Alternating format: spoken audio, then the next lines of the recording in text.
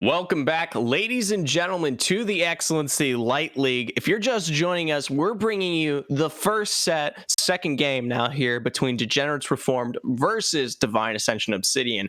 Degenerates Reformed, while they played well early, still couldn't manage to eke out a win against the monster that is Divine Ascension Obsidian as they took over game one.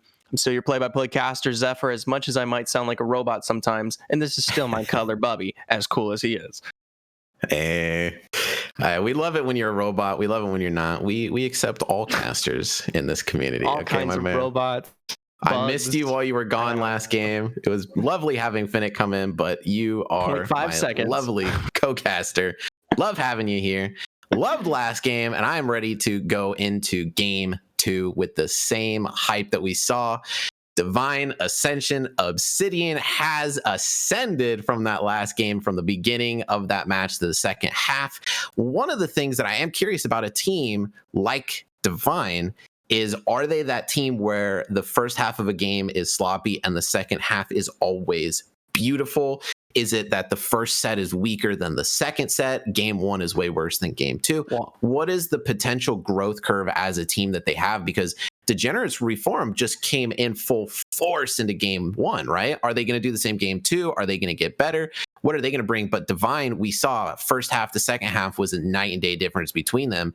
They come into game two with the same mentality, that same force as the second half of game one. They are going to be an absolute force to reckon with, like you just said. Right, and I will say, though, we confirmed why they do like to do that. It's because Void from Divine Ascension Obsidian likes a comeback. So, either way, bans coming through here. Once again, Degenerates Reformed are not allowed to have their first three bans. They're playing against that major deficit there. And this time around, the Vel'Koz slips through. They switch up the jungler now to Udyr, and Gragas is back into Coltinson's hands. Oh, yeah. Right where it needs to be. Even as a, I would say, pretty low damage dealing top laner, he's still really scary. We saw the kill he got against Hardstuck Brother where, you know, he ults the Gangplank at 70% HP. Gangplank eats an orange, because why not, in the middle of a fight, and is back to full health, runs away. And then 20 seconds later, Gragas finally finishes him off. And it's like, well, he might not do a lot of damage, but he'll definitely still win a fight if it can go for 20 to 30 seconds. And he's managed to do it last game. I'm sure he'll manage to do it again. Gragas is such a flexible pick. It could still go into the support role if it is indeed Void that picks up the mid lane Vel'Koz. They banned it away last time. So now that it's not getting banned out, they're going to grab it. We'll see if that's going to be support or mid Vel'Koz. It could be top or support Gragas. Technically, still maybe mid. I doubt it, though.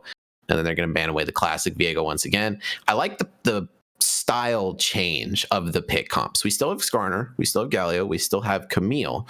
So Degenerates is still running reasonably a pick comp, but now you have frontline Skarner, frontline Galio, a little bit less squishy Camille, a little bit harder to collapse on Camille compared to Gangplank.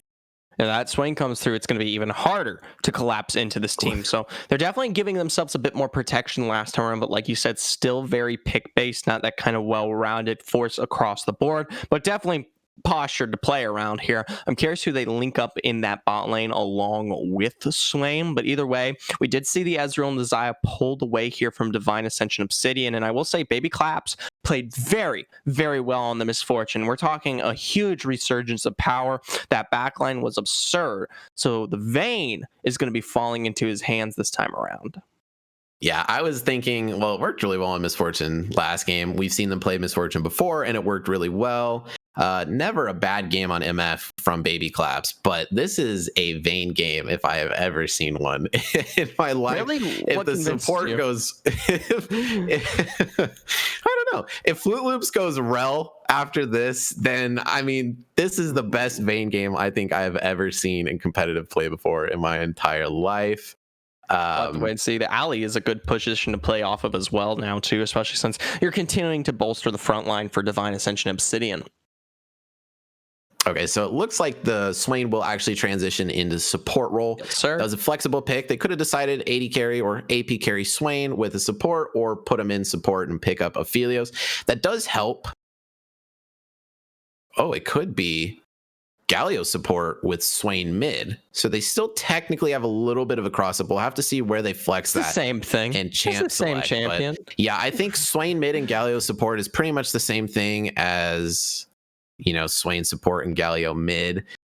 They both do the same thing. They both catch somebody out. They both counter engage when a fight breaks out. They both just kind of fly in and do some AoE damage. So we'll have to see in a minute if it's going to be Galio or Swain for Grimveil and Galio or Swain for Flute Loops. But I got to say, I like this comp way more for Degenerates. Right, and if we look back at their last comp, they had a lot of position of power. We're talking Nico up in the mid lane, the finalized Gangplank to come through towards that late game with the Kai'Sa pairing as well. And while that all pressured out with a lot of great damage, like you said many times, didn't have much peel to play around other than the Thresh into that bot lane. And other than that, they constantly got bursted out, right? There were so many times where team fights that should have been extended out a little bit longer to see those windows come back online for their bursty comp didn't manage to make it that far. And as a result, Degenerates Reform slowly fell out of pace time and time again. But at the same time here, Bubby, they're still playing into a disgusting pressure and presence from Divine Ascension Obsidian, right? You don't change the Gragas. You give that Vel'Koz over into the mid lane now. One of the best picks here for Void, by the way. This is one of his supreme primary carries that he likes to run through. And then the Udyr now, I mean, I like the hack run, but Udyr just scares me, okay? Have you seen that guy recently? Have you? Yeah. I see him in my sleep after playing solo queue. I see him in my nightmares. So yeah, I know exactly what you're talking about with Udyr. Ooh. He is a man, but he really looks like a bear. That is going to be Galio mid. No, Swain, I didn't notice this. This is huge. Support. Saturation 3 is now back in the game here for Divine Ascension Obsidian. That is their actual official jungler for the team, and they're still playing with 05 here for Degenerates Reform. That's the sub coming in there. And now it's a sub versus main roster matchup. This could be completely different, Buppy. That's true. That's definitely true. Putting in Saturation over Latin Trap, putting him on Udyr, having that practice on Udyr being such a strong pick. I do like Skarner into Udyr. 05 was doing really good at getting picks. So kind of what Udyr's strengths is he runs into you. He just bear stands, punches everybody and stuns and just gets the fight going harder than you're able to really adjust to. And then he gets on the 80 carrying with Phoenix stance. He's able to blow you up. But Skarner can kind of do the same. So let's say Udyr runs in. Skarner also just runs in, grabs Vel'Koz or Vayne, and Udyr kills your 80 carry. You kill theirs. Skarner does a little bit more CC, a little bit less damage than Udyr. So, it neutralizes pretty well. I'm not going to argue that there's any jungler out there that's scarier than Udyr at the moment. But going into this game with 0 bans, Udyr is expected. There's no way you're not going to have to play. Saturation's back. Yes. If Saturation comes and with through, Saturation back on top of it, he's playing Udyr. No way that's not going through. This is a little bit less hard engaged. I know we got Alistar. I know we got Gragas. Udyr, it's sad to say that Udyr's hard engaged, but Udyr's hard engaged. Udyr is hard engaged. Even though he doesn't have really a hard engaged ability, he just runs a Yamok 10, stuns you, and the fight is broken out, and then he kills you in 2 seconds as a full-blown tank. Careful. You're putting a lot of theories out here, Bubby, and they're not quite giving me the concept of fear that I feel every single time I play against an Udyr, right? I'm scared, and I want to feel that way, and I want to make sure that everyone out there watching will feel that way too. But either way, pulling back a little bit, looking at Degenerates Reformed, I like the engaged potential that they now give themselves, right? The Galio's not going to be as bursty or strong for the side of Grimveil compared to the Nico last game, but it does offer a lot of great potential to play around. It still can have that damage, but it does enable the surrounding foes, whether it be Fox, Zero, or 05 to come in there, maybe make a play around that, as well as Hardstuck Brother now coming in with the Camille, definitely a lot more aggressive and just as pressuring as the Gangplank. Yeah, I feel like it's a little bit better at dealing with Gragas in lane. It can do quite a bit more damage to him. Once you get later in the game, you finish Sunderers or Trinity Force, whatever item you end up going. When you get that second cube proc, it does true damage. It is more than Tank Gragas is able to deal with, to say the least. I'm loving the camera reposition. We get to see more of that beautiful mug. 100%. Don't look at me like that. Zephyr. You think I didn't see you? I saw you. I do want to say, going into Cranval's Galio pick, it's pretty similar to Nico. So it's a lot tankier, but it functions the same way. So, we're not going from Corki into Vel'Koz. We're going into Nico to tanky Nico, a little bit less of a transition. Elise and Discarner is pretty similar. So it's not a huge change for them. Divine Ascension is going to be quite a bit different. So let's see if they can play this team comp just as strong as they did last, with a lot different style of hard engage. I would say this is less hard engage and more collapse. You don't have the unstoppable onslaught to just team fight. You don't have the solar eclipse from Leona to just boom team fight. Alistar has to actually be able to get in. And if Swain goes Leandries, Aphelios gets that Runins, the AoE CC, the percent health burn damage, all the self peel, could be a lot harder to kind of run them down.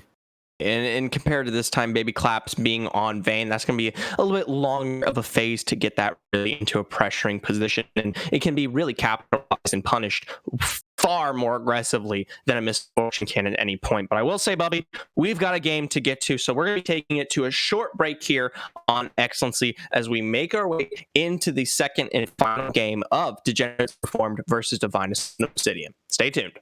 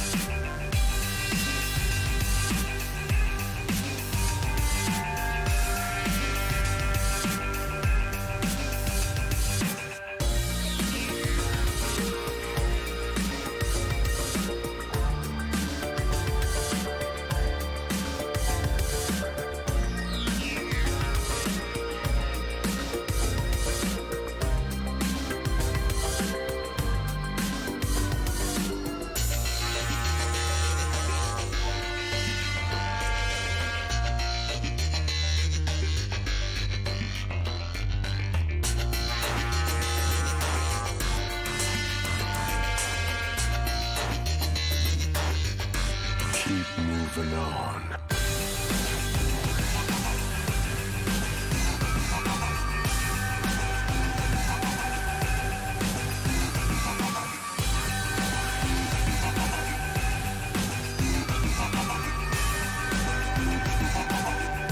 Keep moving on.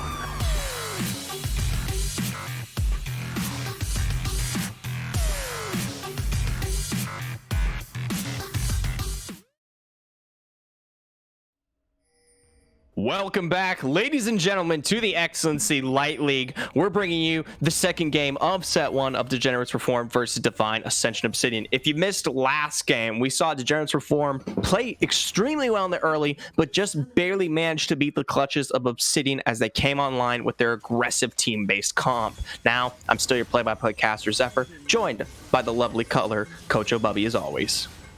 Thank you for having me here, and aggressive indeed. They are going to do a bush camp once again. We saw it last game. They were doing it more towards blue side, but they just really stack up. I wonder if they do this every single game. They just sit in the bush, they stack up, and they just wait for any kind of invade, because I imagine it would probably work every time they try it. When you're that prepared for an invade, if an invade doesn't go through with all 5 people, even if it does and you're staggered at all, walking into a bush with Gragas, Udi, or Alistar, one of you is going to fall before the CC wears off, and then that's a 5v4. So you don't want to take that fight. The bush stack is a really strong play, but it ends up kind of being a little bit of a loss of vision if it doesn't work out, because you're not defending your jungle from any deep wards. Exactly. And at this point, compared to the start of last game, it was a bit less aggressive. We saw last time they got the early vision that actually might have played a lot into the potential of the Elise that last time around. So I'm curious if maybe this time Skunner gets a little bit more leeway, can come into the better XP, but we know it's pathing at the end of the day. Yeah, it's definitely pathing. We talked about how much more aggressive Camille can be this game. Gangplank has a lot of poke, but the aggression of him in general is a little bit lower. This time, Hard Stuck just goes right in before the minion wave even meets onto Coltonson, forces a pop of that corrupting potion to be basically tied up in health. So we might see a little bit more success from Hard Stuck's top side this game on Camille instead of Gangplank. At least I would hope to see. Absolutely. At this point here, we're just waiting for it to tick down. No one's doing anything too crazy, I will say, Mr. Bubby. Looking towards the junglers here, they are rotating towards that top side. Curious if their first gank is going to be on to Hardstuck Brother and Coltonson at any given point. But ooh, look at the great road to pull back into Divine X. They're forced to flash. Severum compared with the Calibrum there. Not quite landing it, but just so close for Fox Zero.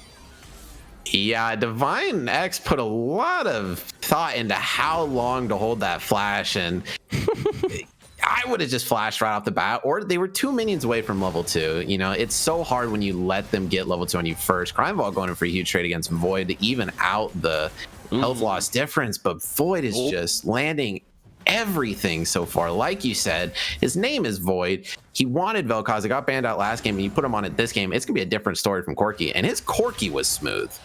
Yes, it was. It played very well, and there were several missile barrages that came through to really secure some of the better kills of that game. I will say Void, though, like we were discussing, this is his main, so we're going to have to wait and see how that one plays out into the future here as he gets pulled through.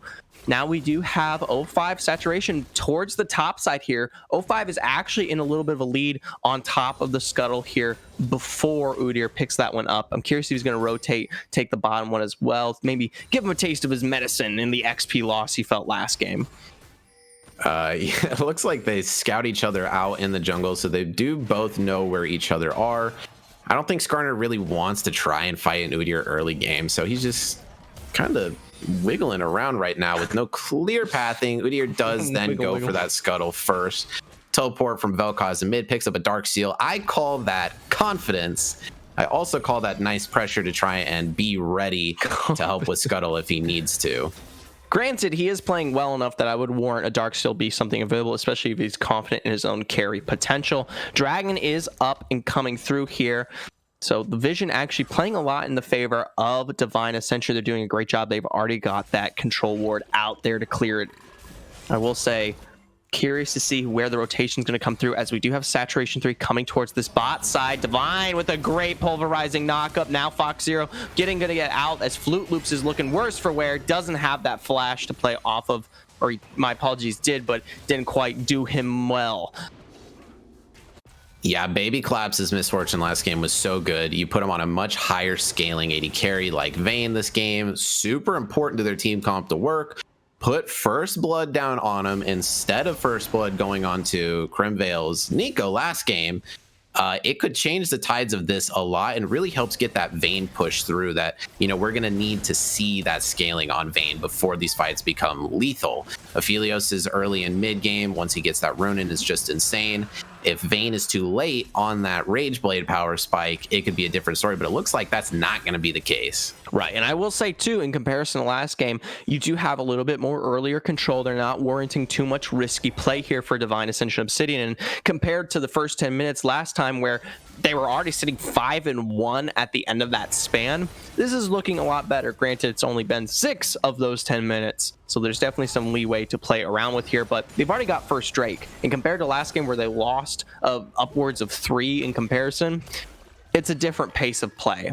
And it might be saturation, it might be just them hot off of their first game.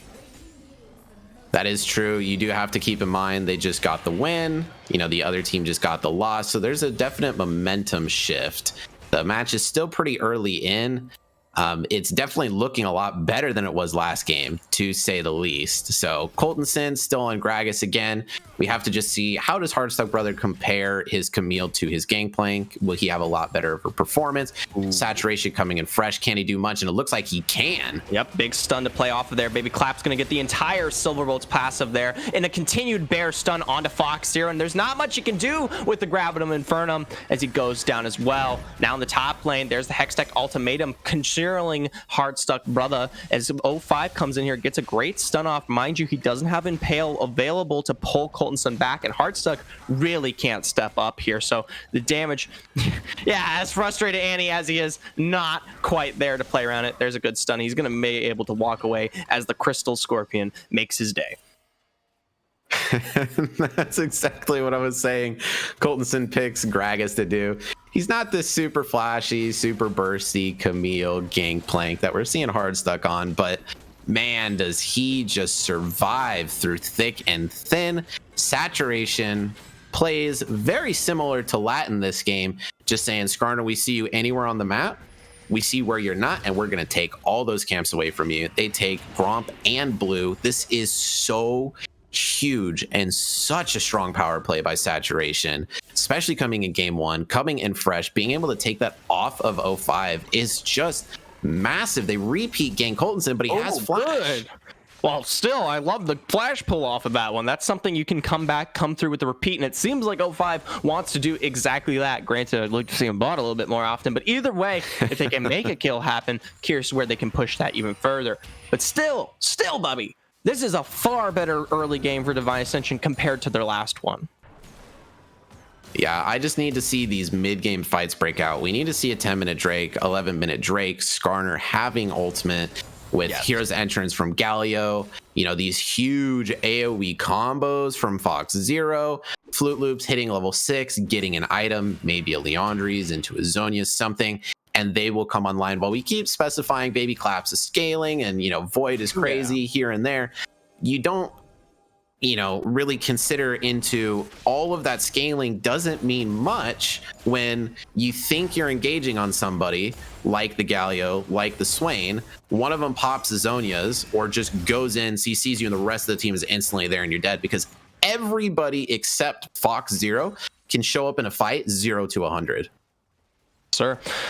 Oh boy, I will say we're gonna have to watch and see. Like you said, that Drake maybe gonna be the first one, but over in the top side, Hardstuck Brother coming through with the Hextech Ultimatum, a good barrel casket toss, but the Impale's gonna come out either way from Coltonson. There uses the explosive to take him down, but Skarner's able to get out just in time. Meanwhile, in the bot lane here, Baby Claps and Divine X looking poor. Oh, my apologies.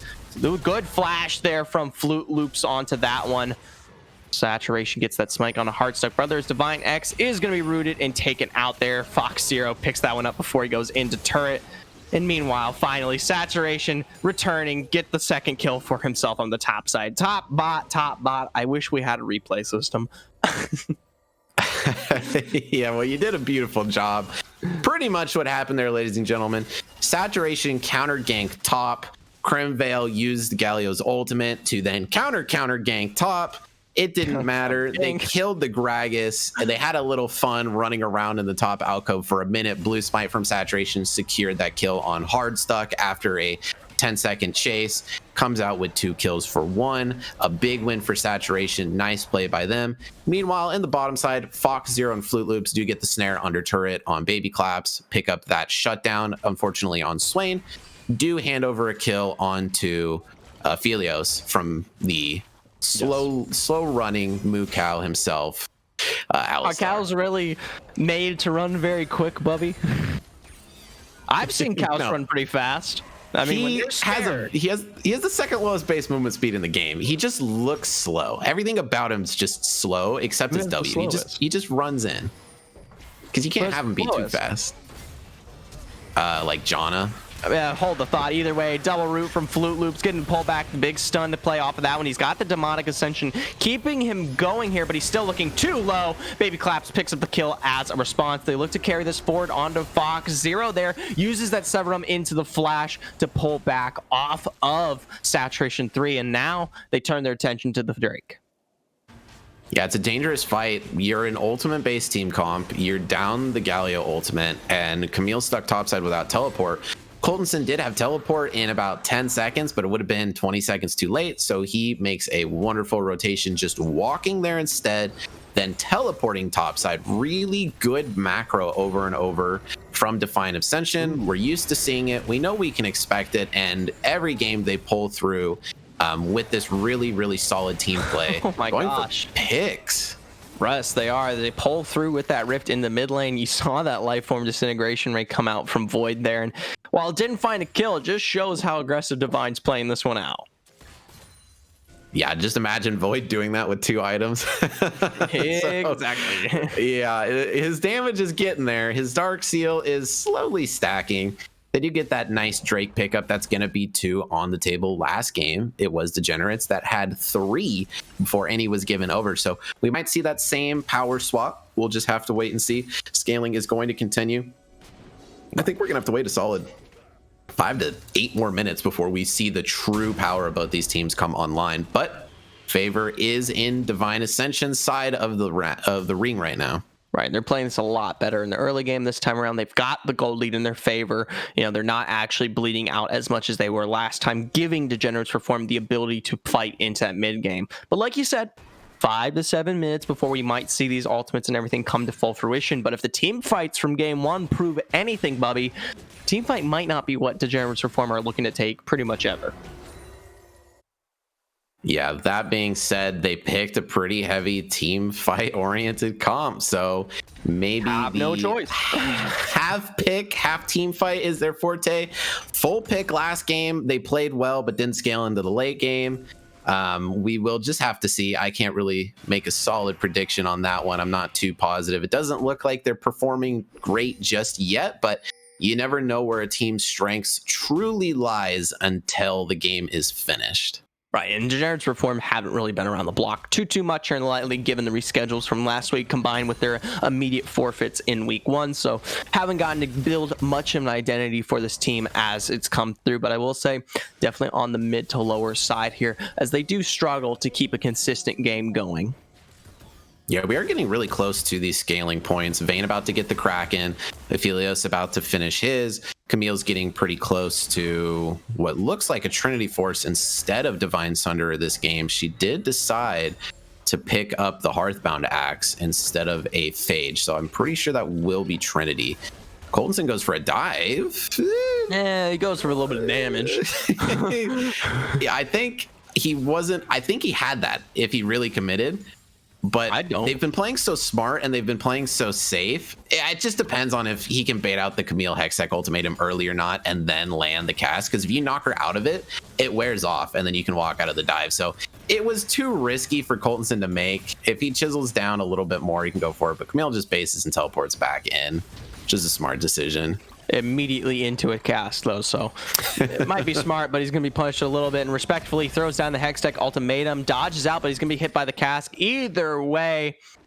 So quick back, quick low grade there. Now a good knock up into the pulverize as a good condemn puts Flute Loops into the wall. Can't even play this one out. Now 05 coming through here, looking to get the impale off, and he does find it. Pulling back, baby, claps there as far as he can. Now he launches forward with the additional speed. We do have the knockup coming through from Divine XZ as he tries to push them off the peel. Gets the stun on Fox Zero, but he's gonna go down as a result. It's the 1-for-1 in the bot lane. Yeah, both AD carries pick up that kill. Both supports die for that kill. I can't really say it sways either way. Aphelios does scale pretty nicely. Vayne, I think, is a little bit more terrifying. So it's pretty even, but that was an even play without needing Udyr there. Whereas we needed Skarner to show up for that one. So it really kind of shows, compared to last game, you know, Fox Zero is playing well, but the power he had on Kai'Sa, how scary he was, is not really there quite just yet on Aphelios. With the Kraken, he might prove me wrong, but Vayne should be picking one up as well. And I think she's a little bit scarier with a Kraken Slayer than an Aphelios, unless Aphelios has Chakram or Severum stance. I will say, we did see Flute Loops get caught out into that fight pretty much immediately, so we didn't really get to see anything out of him into that fight. So I do think it was still a 2v2 with respect to O5 and Fox Zero there. So maybe a little bit different if we do have that 3-2 come out at some point. But at this point, laning phase is making its move away, far, far away. Yeah, one of the hardest parts about playing a Swain support is you're a support champion that builds Leandries and then Zhonya's. So you need a lot of gold and you need the completed item to matter. Ooh, look at that. Huge aggression from Saturation 3 with the Lifeform Disintegration Ray. Flute Loop's looking low. He's burning down, but he's not quite out of it. Colton goes forward with the Explosive Cast, but doesn't quite find it. Finally gets one Q off there, but Fox Zero doing a great job to kite this one out, and now Colton is looking worse for wear as he's taken out in response. Now Heartstuck Brother, similar in a situation there, getting pulled out. Now Baby Claps turns this one around, and finally Impale comes up, but he gets on Divine X, which might not be the best target of all people. A great Silver Bolt to finish that one off for the double, and they turn their attention to the Drake. That is a repeat of what we saw last game, except it was Degens that was in the driver's seat up till this point. They had 2 Drakes. They barely won the 3rd Drake and then lost at the fight, or lost the fight at the Drake pit after securing the Drake. This time, they're not getting the Drake and they're not winning the fight. I would say this game, give them a little bit more credit because their team comps still can activate going later in the game. That was a fight without the hero's entrance from Gallia. We haven't seen one meaningful hero's entrance out of Hextech Ultimatum. That's the combo. You run Gallia with the Camille, you Skarner grab, Void, Baby Claps, pull him in, Hextech Ultimatum from Camille, lock him down with Galio, get a huge 3-4 man knockup. Beautiful steal. Wow. Flute Loop's just even it out as the support. They're not going to get the Rift's Eye there to play around, but well, Crimvale's going to try, but the Lifeform Disintegration Ray is going to grant him a quick and easy death. Come on, man. Even I know.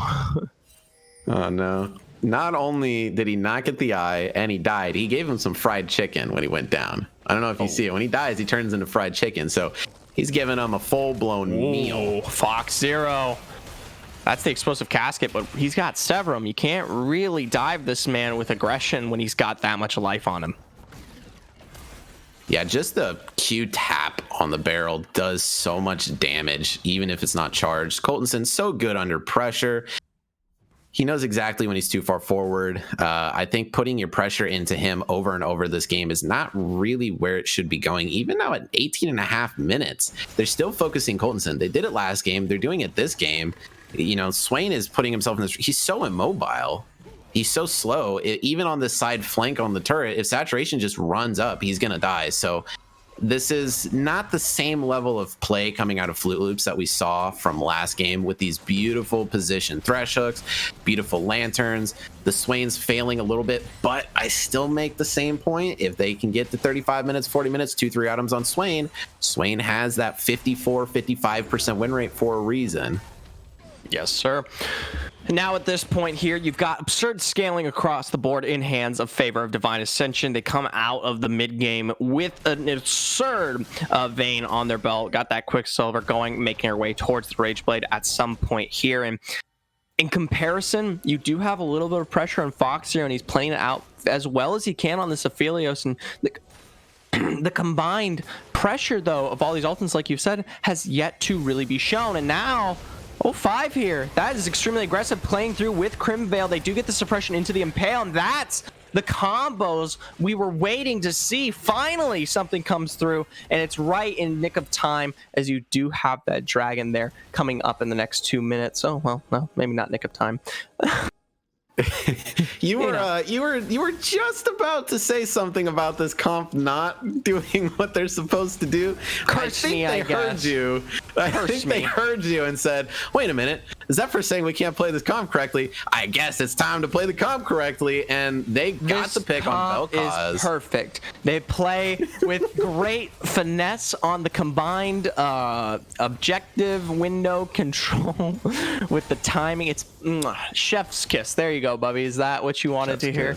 Well, now you've just cursed them. Now they're not going to get it Oh, off. look at this. that! Saturation coming in with the stun. You got the demonic Ascension, but he goes down immediately to the hands of Baby Claps. That teleport cannot be canceled, and the rogue entrance was not timed appropriately. Hard Stuck Brother taking out a double for Baby Claps. Beautiful combos from Degenerates Reform. You shouldn't have said anything, man. You shouldn't have said anything. I told you. The second you started saying now they're doing it, they're gonna not do it. Oh, Crimvale casted it. I think what happened is he cast the ultimate from the mini map. So you can cast the ultimate by clicking their icon if you have it above your mini map, or if you have it on the side of the screen, and it targets wherever they are. So he didn't know where Camille was. Camille says, I'm ulting, I'm going in, and just, okay, presses here's entrance without seeing it on the screen. And oh, by the way, Camille teleports in, Galio ults out. Oh shoot, the combo we wanted gets whiffed really hard. That's a bushwhack. Why there? Well, Dragon's up, granted. Okay, I get it. Brain cells activate here for Zephyr. It's a bushwhack. You go in a bush and you whack people. Work. As I'd say, Saturation almost bushwhacked Flute Loops there. You got the response on the team as Heartstop Brother steps up. Divine X is over the wall, doesn't quite get the knockup, but he is able to push him back into the Lifeform Disintegration Rate, and that Blast Cone from Crimvale saves Degenerates Reform. But at this point, that is Soul, Bubby. Yeah, Skarner is 2 levels behind Saturation this game. Once again, I think for some reason Degenerate just doesn't focus CS as much. Could just be the jungle change. Because if we went back a patch, Udyr would be level 13 and Skarner would be 11 or 12 right now. So the difference in what they changed is so big. We're seeing it more in these upcoming games since the newest patch. I believe it's 11.4. And it really makes that difference. It just makes smite contests so unlikely when junglers are always 1, 2, 3 levels ahead all game, never really evening out. You go for this bushwhack 2 times in a row. It works the first time. Swain comes back. It works the second time. Now you have Soul, which is Infernal. You have some solid poke on Vel'Koz, slapping Infernal Soul on top of him. And no, okay. That's not even a call of a play-by-play right there. At that point, he is just getting chased down. And again, the chase continues. Saturation 3 into the explosive clap. Baby Caps right there on the side. I almost said Baby Caps, and at this point, he might as well be Baby Caps. Okay, he looks like it. There He's you go. 9-1-3 right now. You know, Caps has been playing Vayne in the mid lane recently. Exactly. In this season, so you're not wrong on that one. And he does look super smooth with his positioning. He knows to hug this Baron wall so he can tumble into it. Really good for the auto attack resets. No, I'm kidding. Yeah. And, well, you know, just give him. I know how to do that. Give me credit, Bubby. All right, Zephyr, you're a beautiful Vayne player. You are the true Baby Caps, okay? I'll take it up with Baby Claps here later. We could debate it out. Have a little bit of a debacle. Possibly in the interview, maybe. Yeah, he has played phenomenally these last 2 games. Misfortune was insane. Vayne this game even better, getting that first blood on him. Then shortly after, a double kill. 4th kill coming out at about 11 minutes. That's a 4-1 Vayne at 11 minutes. Just scaling into this late game. Does have that 2-item spike. Ophelio's quite a bit behind, but does have Runin, so a lot more damage. But I can't say the same for the rest of the team right now. And at this point, Baron now in their pocket for Divine Ascension Obsidian. It is one simple push to play around with here. Start breaking open the beginnings of this base. And Colton's already doing that. Maybe I'll be a little bit far away from the base, but he's doing it. He's doing it. He's making his way up there, you know, having a drink every here and there. But we saw last game, Colton's slow and steady push. We see Colton's slow and steady push this game. Go another 5 minutes. You know, he's going to be on inhib turret. Go another 10 minutes. He'll be taking inhibs. Every game he plays, he always slowly gets these pushes going, especially when he gets a Baron. Always beautiful on the rotations and teleport where he needs to be. And it stands true every game. And if you can't respect it, you're not able to match it, there's not a lot you can do about it. Crazy thought. Either way, they are starting to push all 3 waves in here. I'm curious where they're going to settle out in terms of the position of these players. They draw Colton towards the mid lane, as it looks like they're going to be running that 4-1 here. You do have all 5 members of Degenerates Reform playing around this, and Pale can't be used on that, and the turret's down there, so I thought he was looking at it. You saw the way he's like, huh? I know how must scarners sting. work. I Brain must cells sting. activate, and I was like, that's not quite the cow you want to sting there. The hooves will hurt. Yeah, Alistar's ultimate cleanses all disability effects on him. So if you ultimate Skarner, he just presses ult and cancels it and becomes super tanky. So it has to be Void or Baby Claps. Now they move their pressure towards the mid lane to clear out that wave, and this is the best chance they have to make something happen. Crimvale goes deep there, and O5's already looking way too low. Baby Claps so forward in this fight, and he dodges out the heroic entrance, and he continues to pump it out. There is the ult into the back line. We do see Baby Claps continue to push this one out forward for the triple. Sadly, Saturation steals his Quadra, but he does finally get it. That could have been the immense Penton. At this point, Divine Ascension Obsidian, what a wonderful game from them. I think I heard Pentakill. Did you hear Pentakill? I think I might have heard Pentakill. We could. Yeah, I we could think give I that think saturation. she said quadra kill. You know, like put the silent P was in there for the pentakill. Definitely a well-deserved pentakill from Vayne. As Quadra. that is going. All right, we'll go with quadra kill. I saw pentakill, but we'll go with quadra kill.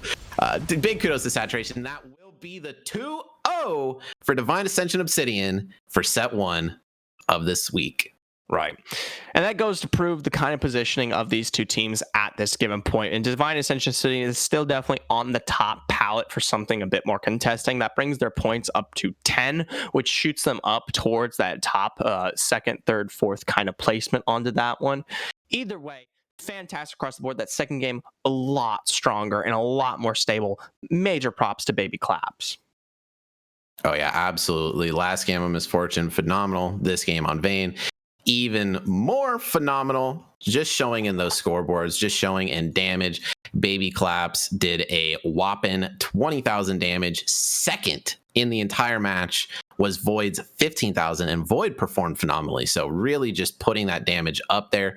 Coltonson going full tank both these two games, played that supporting role. And whether it was Latin Trap or Saturation, they did a very good job of just getting Baby Claps fed, front to back fighting, peeling for him, and getting him in that carry position we saw.